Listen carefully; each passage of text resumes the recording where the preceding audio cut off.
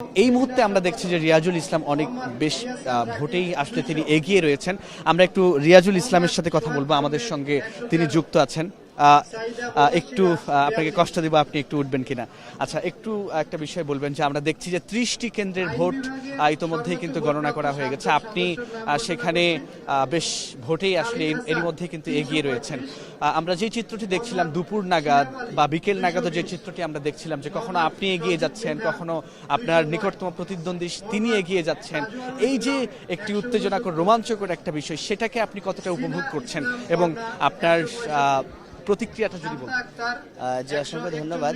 আসলে আমরা একটা গণতান্ত্রিক প্রক্রিয়ার মধ্যে আছি এবং আমরা মনে করি যে ইউনিভার্সিটি স্টুডেন্টরা সব থেকে ম্যাচিউর এবং মেধাবী শিক্ষার্থী।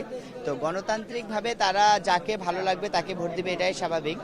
কোনো কোনো শিক্ষার্থী ভাই বোনেরা মনে করেছেন যে ছাত্রদলকে ভোট দিলে তাদের বিভাগের জন্য ভালো হবে, তারা ভোট দিয়েছেন।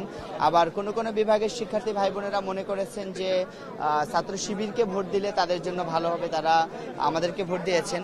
যারা আমাদেরকে ভোট দিয়েছেন তাদেরকেও ধন্যবাদ জানাই এবং আমরা সম্মানের চোখে সম্মান জানাচ্ছি। আর যারা আমাদেরকে ভোট দেয়নি তাদের এই সিদ্ধান্তকে আমরা সম্মানের সাথে দেখছি, কারণ তারা যেটা মনে করেছে, তাদের যে রায় দিয়েছেন এটার প্রতি আমরা শ্রদ্ধাশীল। আমরা দেখছি যে এখনই আসলে বলবার সুযোগ আর সময় আসেনি যে কোন পক্ষ জিতে যাচ্ছে, কারণ আমরা জানি যে এখনো প্রায় 9টি কেন্দ্রের ভোট গণনা বাকি রয়েছে। এই 9টি কেন্দ্র কিন্তু অনেক হিসেব নিকেশ পাল্টে দিতে পারে। আমরা দেখেছি যে বিগত যে 4টি বিশ্ববিদ্যালয়ে নির্বাচন হয়েছে, সেখানে আপনাদের যে ছাত্র সংগঠন ছাত্র শিবির ল্যান্ডস্লাইড ভিক্টরি যেটাকে বলা হয়, অর্থাৎ ভূমিধস বিজয়। আপনারা কি এখানে আরও যে 9টি কেন্দ্র ঘোষণা বাকি আছে সেখানে তো অনেক হিসেব নিকেশ হতে পারে, আপনারা কি ল্যান্ডস্লাইড ভিক্টরির জন্য প্রস্তুত, নাকি এটার বিকল্প তো অন্য কিছু হতে পারে? আপনি কি বলবেন? আসলে আমি এই ভূমিধস শব্দটা ব্যবহার করতে যাচ্ছি না। আসলে জয় পরাজয় আল্লাহ তাআলার পক্ষ থেকে আসে এবং আমরা মনে করি যে ছাত্র সংসদ নির্বাচন এখানে প্রতিনিধি বাছাইয়ের একটা প্রক্রিয়া মাত্র। আমরা এই নির্বাচনের আগেও যেভাবে আমরা অন্যান্য প্যানেলে যারা ছিল আমাদের ভাইয়েরা, তাদের সাথে আমরা একসাথে কাঁধে কাঁধ মিলিয়ে কাজ করেছি।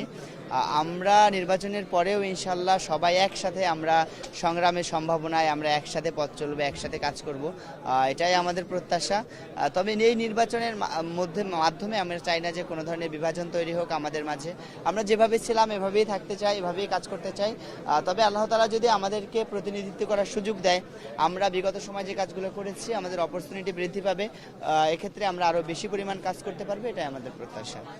যে আপনাকে ধন্যবাদ আমাদের সঙ্গে যুক্ত হওয়ার জন্য।